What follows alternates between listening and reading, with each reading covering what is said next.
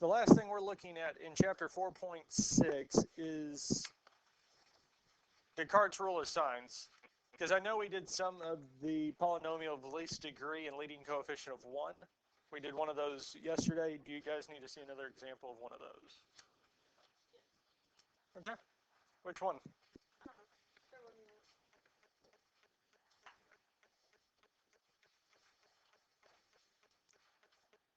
We can do this one here. So it tells us that the zeros are 2, 2i, and 4 minus the square root of 6. So we do know that x is going to equal 2, x is going to equal 2i, but because we do have 2i, it also means x is going to equal negative 2i. Then we also have that x is equal to 4 minus the square root of 6, and since we have a complex, we also have to have its conjugate.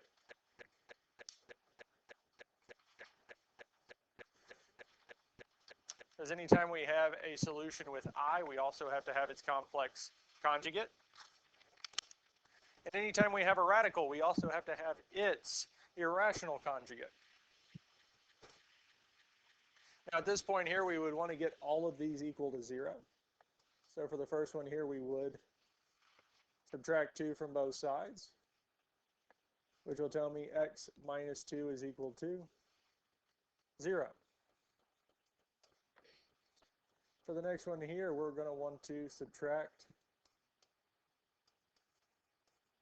2i from both sides, which will tell us that we have x minus 2i is equal to 0. Then for this one here, we're going to add 2i, because again, we want this equal to 0, so we would have x plus 2i is equal to 0. For the last two here, we're going to have to do a few more than just the 1, because we can subtract 4 first, which would give us x minus 4 is equal to negative square root 6. Then we would have to add square root of 6 to both sides, which would give us x minus 4 plus the square root of 6 is equal to 0. And the last one, we would subtract 4 from both sides, which would give us x minus 4 is equal to the square root of 6. And then we would subtract the square root of 6 from both sides, which would give us x minus 4 minus the square root of 6 is equal to 0. Any questions on how we got these 5 here equal to 0? Now we're going to multiply them all together. So we'd have x minus 2 times x minus 2i times x plus 2i times x minus 4 plus the square root of 6 times x minus 4 minus square root of 6 is equal to 0. And we're going to multiply these all together. Now, I might drop the equals 0 off at certain points because I'll probably run out of room as this gets a little bit bigger for each time we multiply. Now, the ones that we would want to multiply together first, I'll use a highlighter here, would be these two or these two.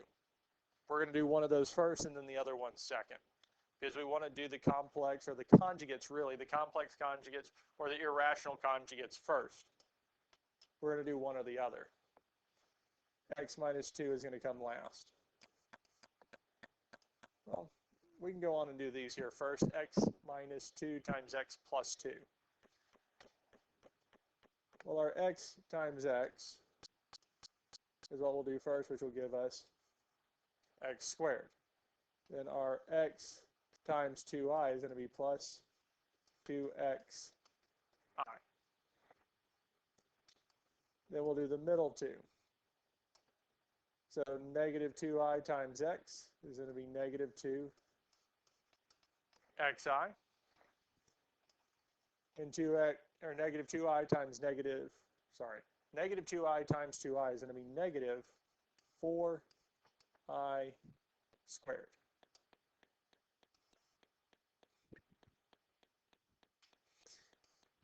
X minus 4 plus square root 6 times x minus 4 minus the square root of 6 is equal to 0.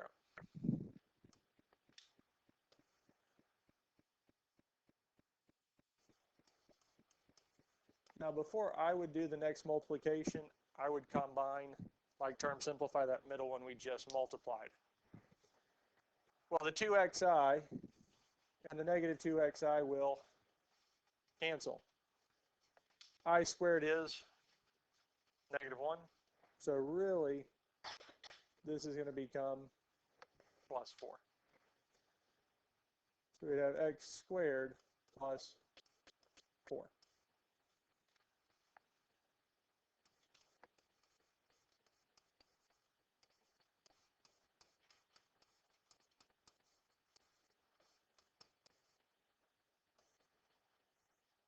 Any questions on this here?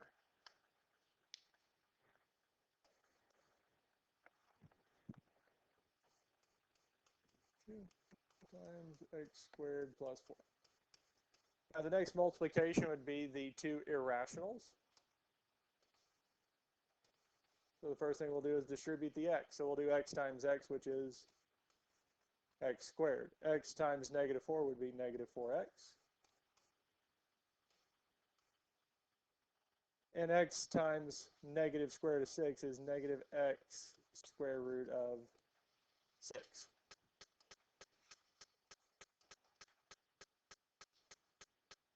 Then we'll do the same thing with negative 4. Negative 4 times x is negative 4x. Negative 4 times negative 4 is going to be plus 16. And negative 4 times negative square root of 6 is going to be negative 4 square root of 6. And last but not least, we're going to multiply by negative square root, or positive square root of 6. Square root of 6 times x is going to be plus x square root of 6. Square root of 6 times negative 4 is negative 4 square root of 6. And square root of 6 times negative square root of 6 is going to be negative 6. Because the square root times the square root would give us the square root squared, which is just going to be what's inside.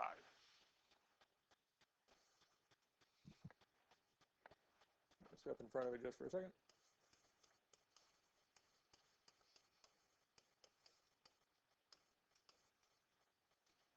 Any questions on this here before we start combining like terms? Now we look at this here, well, negative x squared is 6, and x squared is 6 are like terms. The signs are opposite, so those become 0. Negative 4 squared is 6. Make sure I got that right. Nope, this should be plus. Because the negative 4 times negative square root of 6 should be positive, and these two here are going to cancel. Because whenever we do the complex conjugate or the irrational conjugate, all of the radicals will cancel out.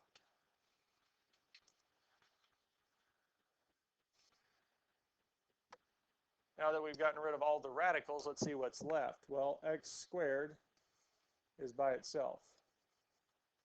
Negative 4x and negative 4x are only the terms with x, so that would give us negative 8x. 16 minus 6 is plus 10 is equal to 0.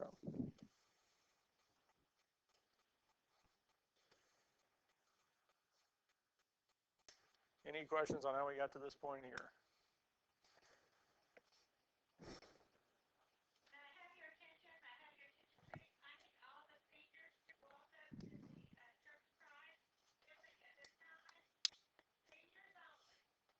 All right. Well, we can go on and just do the first two. Well, if it'll let me. So we'll multiply the first two together. So we can distribute the x first. X times x squared is x cubed. X times 4 is going to be plus 4x. Negative 2 times x squared is going to be negative 2x squared. And negative 2 times 4 is negative 8.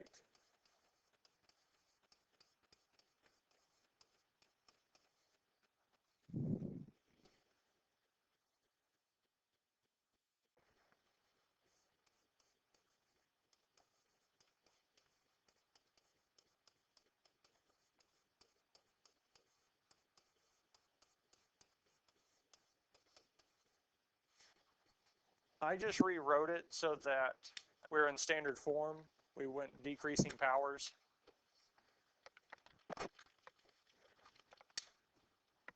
Just so it's a little bit easier to work with. And last but not least, we got to do one more multiplication and we're done. So first thing we're going to do is multiply all of this by x to the third. I'm not going to draw all of the distributing, how we're distributing, because it's going to get a little messy if we do that. X squared times x cubed is x to the fifth. X squared times negative x is going to be negative 8x to the fourth. X cubed times 10 is going to be plus 10x cubed. And I have a feeling at this point you all have run out of paper. Then once we do that, we'll do it next with our negative 2x squared. Well, negative 2x squared times x squared is going to be negative 2x to the fourth. You guys can continue it on now next to 10x cubed. Just write it out as a straight line. I'm just dropping it below just so I can keep the variables all lined up. Negative 2x squared times negative 8x. Negative and negative give us positive. 2 times 8 is 16. And then we have x to the third, because x squared times x would be x to the third. Negative 2x squared times 10 is going to be negative 20x squared. We'll do the same thing with 4x. Well, 4x times x squared is going to be plus 4x cubed. 4x times negative 8x is going to be negative 32x squared. And 4x times 10 is plus 40x. And lastly, we're going to multiply through by negative 8. Negative 8 times x squared is negative 8x squared. Negative 8 times negative 8x is going to be plus 64x. And negative 8 times 10 is negative 80.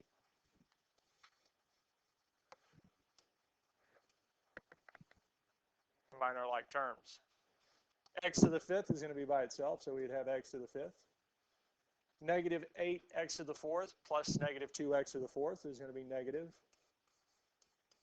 10x to the fourth. 10x cubed plus 16x cubed plus 4x cubed is going to be plus 30x cubed. Negative 20x squared minus 32x squared minus 8x squared is going to be negative 50x squared. 16. Thank you. I knew it had a 0, but I was off by 10. Yeah, because 32 and 8 would be 40, and then 60. Yes, thank you. And then 40x and 64x is going to be 104x minus 80 is equal to 0. And that there would be our answer.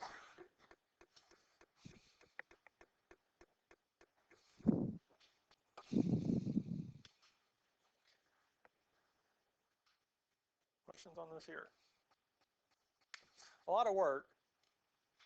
Nothing too overly complex in any of the steps.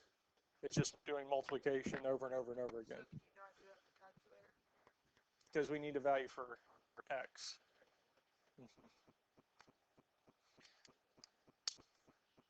Any other questions on this here? All right. Let's look at the last thing we're going to look at in chapter 4, and that's Descartes' rule of signs. What this theorem tells us and what it helps us with is figuring out the number of possible positive, negative, and complex solutions that we could have for any higher degree polynomial function. And the big key is these two parts here. Highlighter. Is that the number of positive real zeros of f is equal to the number of changes in the signs of the coefficients of f of x, or less than this by an even amount. So we'll use 2 for the most part. We'll just subtract 2 to find the others. Now the number of real zeros of f is equal to the changes in signs of the coefficients of f of negative x, or is less than this by an even amount, or less than it by factors of 2. So let's go on and look at an example, because it'll make more sense when we look at an example of this. So for possible positive zeros, we're just using the function f of x, and we're counting the number of sign changes. So does the sign change from x cubed to x, or x to the 6th, from x to the 6th to x to the 5th? Yes. So that would be one sign change. How about from x to the 5th to x to the 4th? Well, that'd be 2. How about x to the 4th to x cubed? How about x cubed to x squared? Well, no. X squared to x. No. So how many times does the sign change? 3. So that tells us the number of possible positive numbers is 3, or an even amount less. Well, an even amount would be 2. So if I subtract 2 from 3, I get 1. If I subtract 2 from 1, I get negative 1. Well, we can't have a negative amount of numbers. So the number of possible positive solutions we could have is 3 or 1. Questions on this here? Now, to find the number of possible negative solutions, we need to count the number of sign changes for f of negative x. So it means we're going to plug a negative x in for every place that there's an x. So here we're going to have negative x to the 6th, minus 2 times negative x to the 5th, plus 3 times negative x to the 4th, minus 10 times negative x to the 3rd, minus 6 times negative x squared, minus 8 times negative x, minus 8.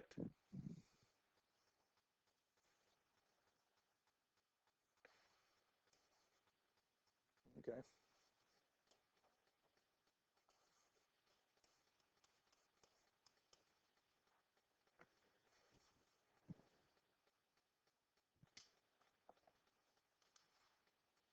So we need to simplify these parentheses. What would negative x to the 6th be? Well, it would be negative x times itself 6 times, yes? X isn't going to change because we're still going to have x to the 6th. The main issue is the negative, yes? So we're really talking about a negative being multiplied by itself 6 times, which would be positive, right? Because anytime we multiply a negative by itself an even number of times, it becomes positive. If we do an odd number of times, it becomes, or it stays negative, yes? So wait a minute. So all of the even degrees, so here 6, 4, and 2, that negative x is going to become positive x.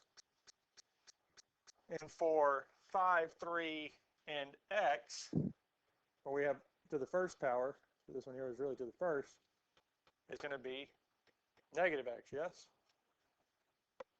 So if the power is even, the signs will what?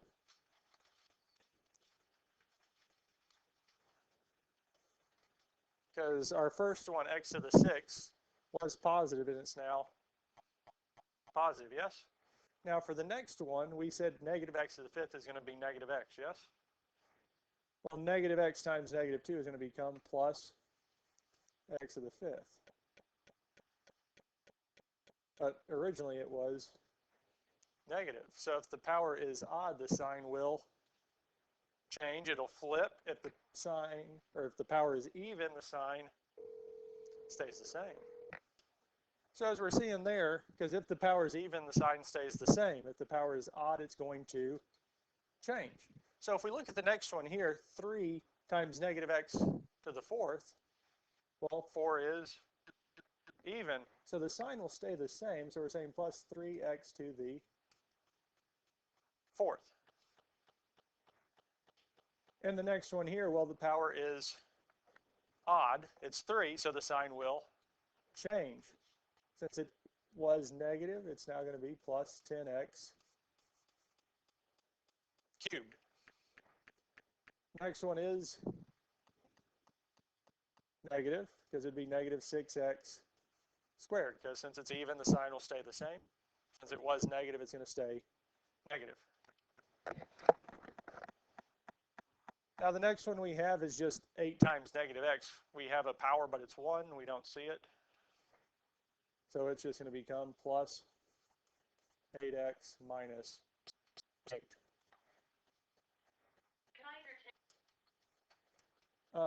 So when we look at this here, any questions about how we got the signs or evaluating this with the negative x? Now we just need to count the sign changes all the way through here. So if we look at this here, x to the sixth to x to the fifth does not change. From the fifth to the fourth power, no. Fourth to the third does not change. From the third to the second power, we do have our first sign change.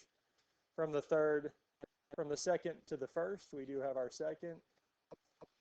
And we have 3. So the number of negatives is 3 or 1. Because we take 3 as the most that we could have, and we subtract 2 from it. So we get 3 or 1. Any questions on how we found these numbers here? We feel good with those so far? Now we are going to create a table for the positive and negatives. Because number of positives, number of negatives, and the number of complex. Because we can have complex solutions with I. Now what is the most positive numbers that we could have? 3, yes? And what's the most negatives we can have? How many were we supposed to have total? 6, because what's the degree of this polynomial function? So if I have 3 positives and 3 negatives, do I have 6 total? So that means I will have 0 complex. Because if I have 3 positive, 3 negatives, I have them all, so we don't have any more. Now, I always decrease the negatives first by 2 for all the cases, because if we start out with 3, the next amount we could have is 1. Because I could have 3 positives and 1 negative, which gives me a total of 4. Am I missing any? 2, so it would have 2 complex. Because if I have 3 positives and 1 negative, I need 2 more to get to 6. Can we decrease the negatives by 2 anymore? No. So what I do is I reset it back to 3, but I can decrease the positives by 2, which gives us 1. Because I could have the case where we have 1 positive and 3 negative, which means I'm missing 2. Well, we can decrease the negatives back to 1, yes? Have 1 and 1. How many complex?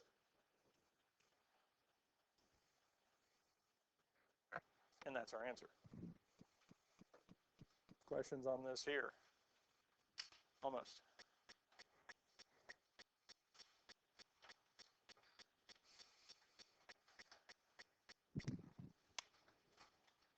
Any questions on this here?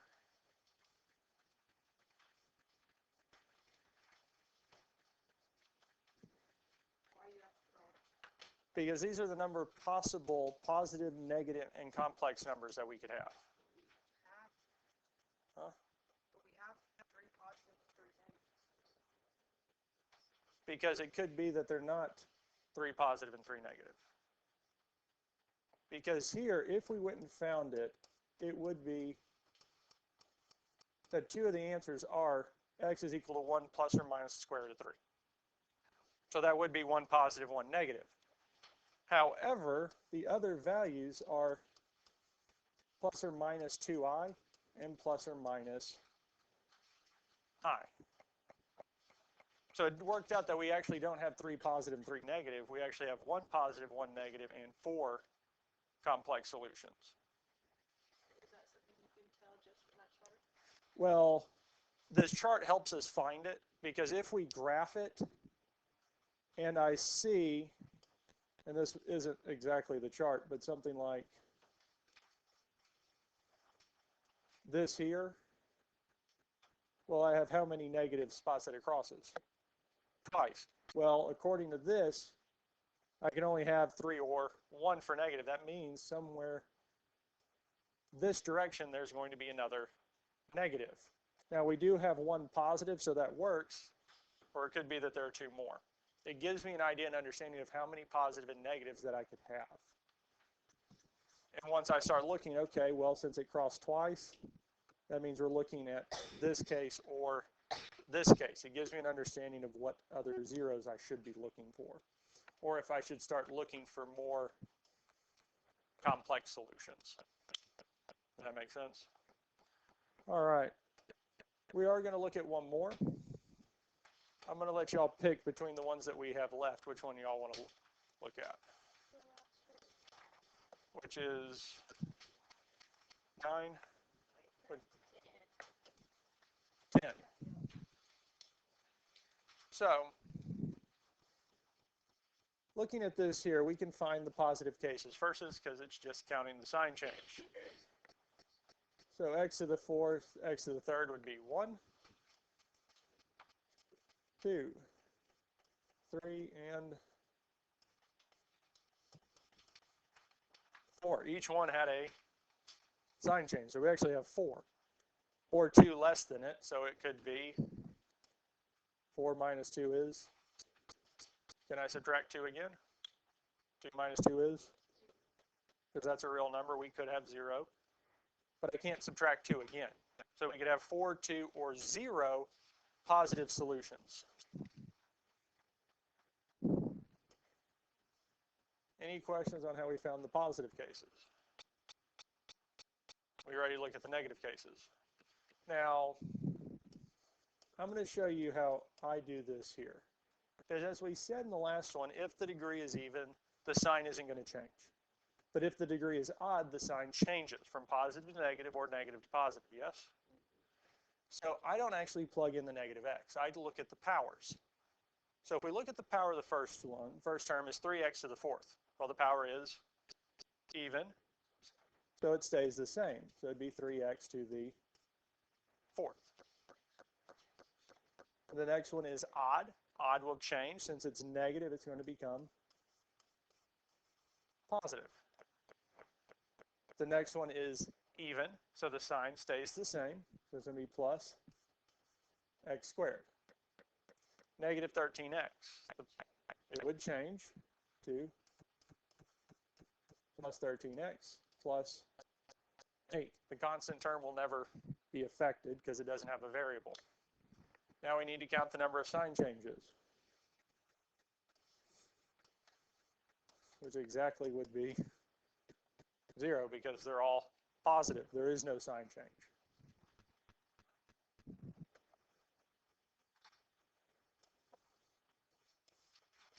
Positive, negative, complex. So we said at most we can have 4 positive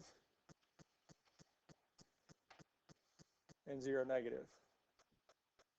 Well, 4 plus 0 is 4. Do we have all of our solutions? So it would be 0 complex.